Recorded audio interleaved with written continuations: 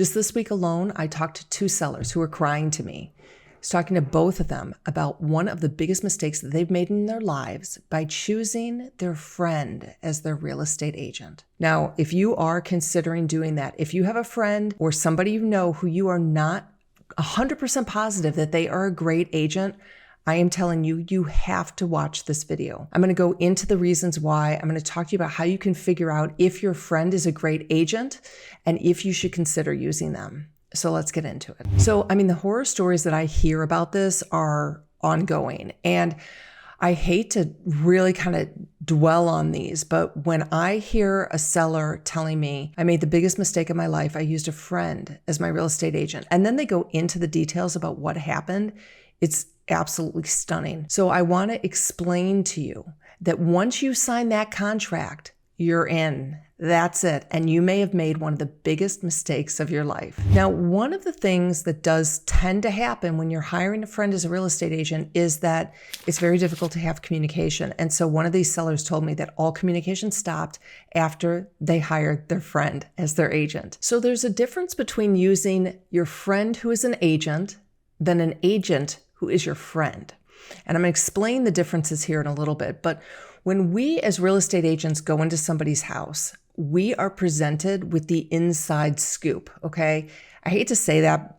I've always said real estate agents know everything about everybody in town, especially the good ones. And there needs to be this level of trust and respect and transparency. And the problem is that many agents don't get that level of trust. They don't understand what they're holding in their hands. They don't understand the importance or the significance of the work that they're doing for people. So you end up with agents who aren't as experienced, who don't understand the significance of the consultative advice that they're giving. They don't understand the significance of their negotiation skills. So when you have your friend as an agent, you have to realize there has to be some type of privacy. And when I go into somebody's house and I'm sitting across from them, I'm asking them very personal questions.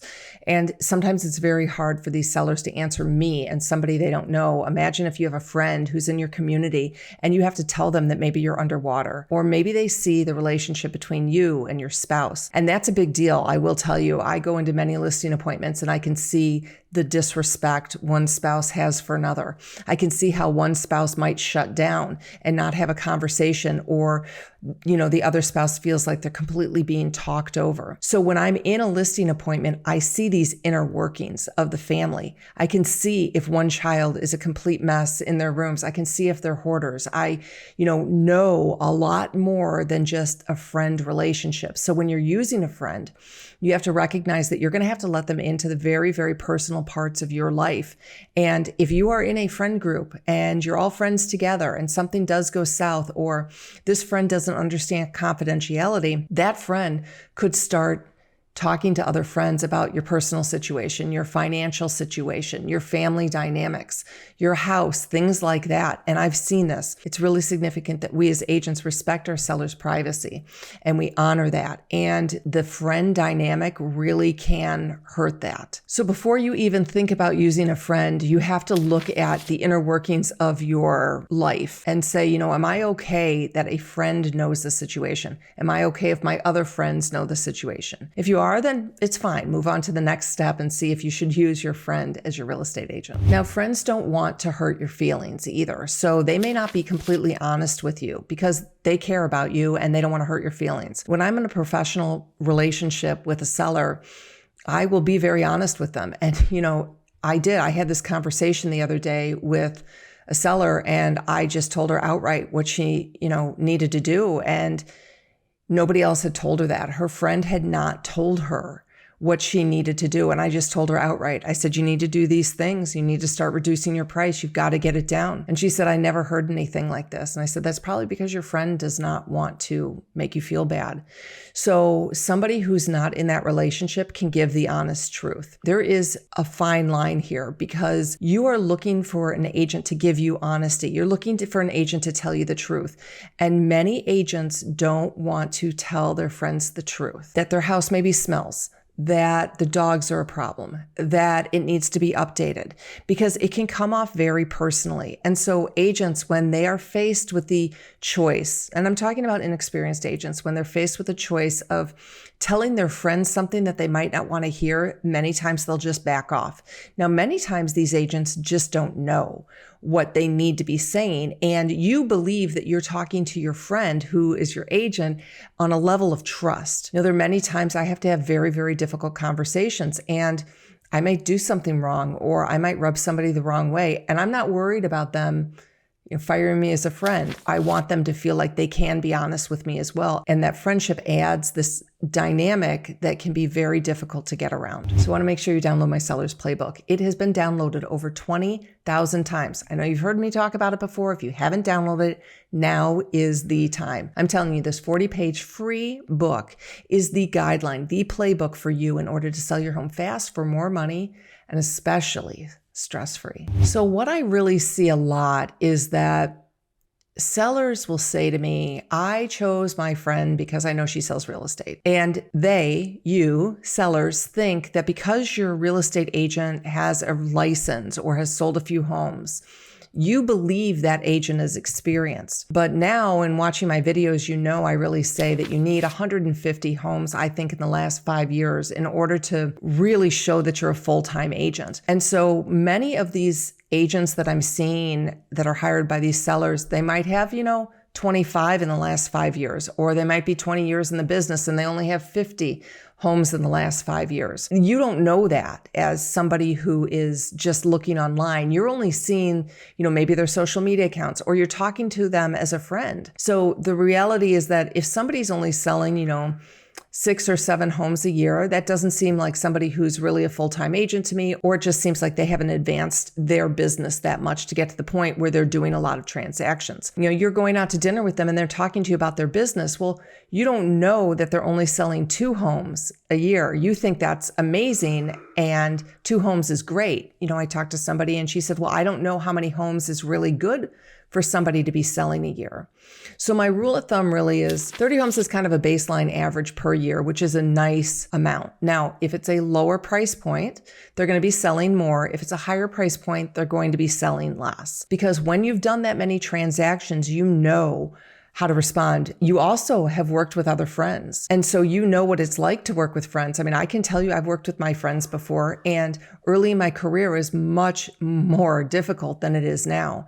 Because right now I understand the trauma and the drama can go on between the relationships. And so I'm much more able to keep this business relationship now. But in the beginning, it was very, very difficult. So I've been there. I know that being a newer agent and trying to work with your friends is very hard. And the reality is that most agents get their business originally from their friends and their family. And that puts the sellers in a very bad and awkward situation sometimes, because the agents will get very upset if they don't use them. I have somebody that I was talking to that needs to use a family member, and this family member has almost zero experience. But the problem is that the seller doesn't understand the significance of using somebody who does not have experience. So they're going based upon what this relative has said, is that I have enough experience, I can absolutely do that. But that new agent, the newer agent, the one that doesn't have years and years of experience, believes that they can do that. They absolutely believe they can do that. And they're doing their best, and they're trying their best, and they're working hard for you. But they just don't know what they don't know, but you have put your trust in them. So this is what I want you to understand, is that if this friend cannot sell your house, there will be an ending. There will be an ending. Either it's the ending of the contract, or you fire them, or something goes south. Now, they may successfully sell the home, but there may be a lot of trauma to get there. And I have seen friendships, I've seen family members have no relationship with this person after they sell their homes with them. So let's say the home is not selling. And let's say you've jumped on this channel because you're like, I need to figure out why it's not selling. And now you're hearing me say you need to be selling 30 homes a year or 150 deals every 5 years. Now you're thinking, oh my gosh, I chose the wrong person. Are you going to be able to go to that friend and say, listen, I'm really upset. The house hasn't sold. What do you want me to do? Or maybe you're saying, I want you to reduce your commission now because the house hasn't sold. Or maybe you're saying, I need to cancel the contract. I want you to put yourself in that situation, because right now, before you've hired that friend or that family member, you're thinking, okay, we can handle this. Yeah, we have a great relationship. I can totally do this. But what if, right? What if they don't sell the house? You are going to have that very, very difficult conversation. So now if you avoid that conversation, you are going to resent them. They are going to resent you, and then you're not speaking to each other. Something's going on. Maybe they're even talking to your other friends. I have seen this happen. It doesn't allow for a great communication when you now are not trusting each other. So here's the thing that really bugs me about this is many agents, especially newer agents, expect that their friends and family will use them to sell their homes or buy a home. I do not like this. It makes me very upset to see agents who say, my friend didn't hire me or my family member didn't hire me. Well, that's the difference between an experienced agent and a non-experienced agent. As somebody who sold hundreds and hundreds of homes, I've been rejected thousands and thousands of times.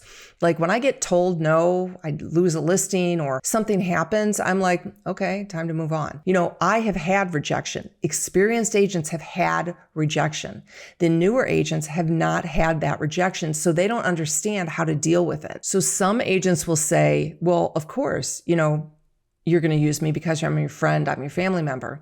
And if that agent is really good, they're going to say, no, I agree. This could be a very, very difficult situation. I think you should talk to a couple other agents and see if I'm the best choice. I absolutely do. If a friend is going to hire me to sell their home, I would say that to them because I don't want them to ever feel like they made a bad decision by choosing me. I can stand on my own in a listing appointment. I could stand on my own when I'm having a conversation. I want them to go out there and get another price. I'm not always right on my prices. I'm not always right in my guidance. I want them to hear this. They are my friends. I want them to have the best guidance. And if I'm not giving them the best guidance, I want my friends to have the best guidance. So I don't know why real estate agents feel that they're entitled to friends and family members' listings or buyers. I don't understand that. I've never really felt that way. Of course, I've gotten to the point where I was like, I can't believe that person didn't use me. But then I'll be like, it's obviously not a fit. I always believe things happen for a reason. Obviously was not a fit. And it's the same thing. You're probably putting your most expensive asset in the hands of somebody who is not really experienced. Same thing as a financial planner. There's zero difference. You could be talking $10,000, $20,000 that you are putting out. This is no different than an advisor. This is no different than going to the best doctor. Are you going to go to your friend who just became a doctor? Or are you going to go to the best doctor? No, you're going to go to the best doctor. And maybe that doctor, your friend, is newer. Does that mean you have to trust them? Does that doctor turn around and say, I can't believe you didn't come to see me in this practice? Does a financial planner do that to you? Would they say, I cannot believe you did not invest your money with me? No, but for some reason, real estate agents feel that they can say this to their friends and their family. I don't know any other profession that's like this. You put this much money in the hands of somebody who is not experienced because you feel obligated. And let me tell you something.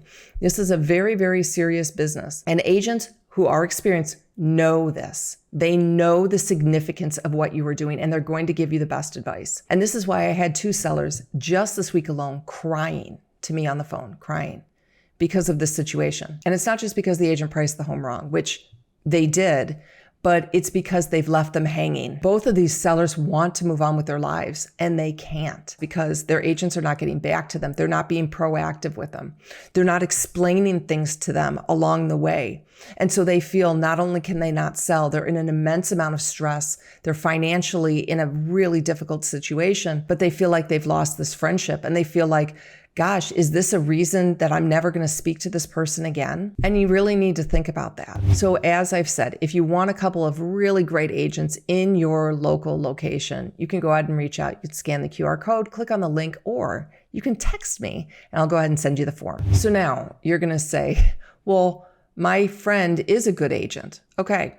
I believe that because, like I said, there are many agents who can work with their friends. Let's talk about when it is okay to use your friend as an agent. Here's the easy statement about how to know if you should use your friend who is a real estate agent. Do you know from independent sources that your friend is one of the top agents in your town? Top. Not just sells a few homes, top. And I'm going to give you a few questions for you to figure that out. But you want an agent that you know is a great agent before they are your friend. That's why if you have a friend who's an agent, you're going to say, okay, is this agent the best agent in the town or one of the top 3 agents in the town? So I want you to ask yourself these questions. Do you independently see signs for this agent all over town? Like when you're driving through town, the town that you're in, do you see the signs of that agent? Like you driving down the street and you're like, oh, hey, I see their sign. Do you actually know people who have worked with them and who have raved about them? If you do, you need to call them and you need to ask them, is their business actually bigger than they say it is? So what this means is, my friends know I'm a real estate agent, not because of the marketing I'm doing on social media, but because they actually see me closing homes. So I don't tell my friends about all the homes that I'm closing, but they can actually see it. They can see my signs. They can see me closing. So this is a little tricky. Is your friend talking about the homes that they are selling, or is your friend not talking about the homes that they're selling? Do you understand the distinction?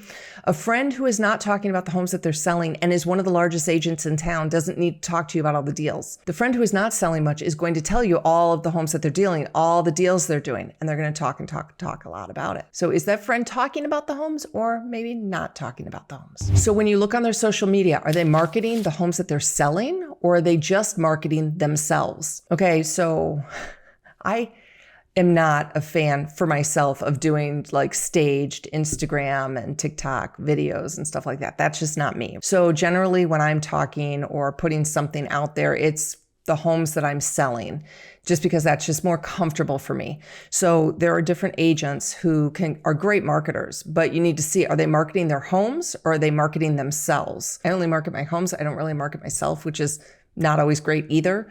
But you need to look and see, go through all those posts and see, is somebody only marketing themselves and not the homes that they're selling? And actually, that's one of the ways that we can figure out if we have a great agent that we've referred out. I go on the social media of these agents and I can look and see when was their last post and how often are they posting about homes that they have sold. So that shows me a couple different things. That shows me that they might have a team who is doing consistent posting, which means that they have systems and processes, which is fantastic, or they have administrative support. If I go on somebody's social media like Instagram and I'm thinking about referring this agent to somebody, and I go on Instagram and I only see postings of like themselves doing a dance or doing some, cute thing like that, I scroll through it and I think, okay, this person is not actually actively selling real estate. So I want to see that they are actually selling real estate. We get a lot of people who reach out and ask us for agents. Now we get a lot of people reaching out after they're listed sometimes, and they say, I've listed with a friend, and I say, well, you're in a contract with them.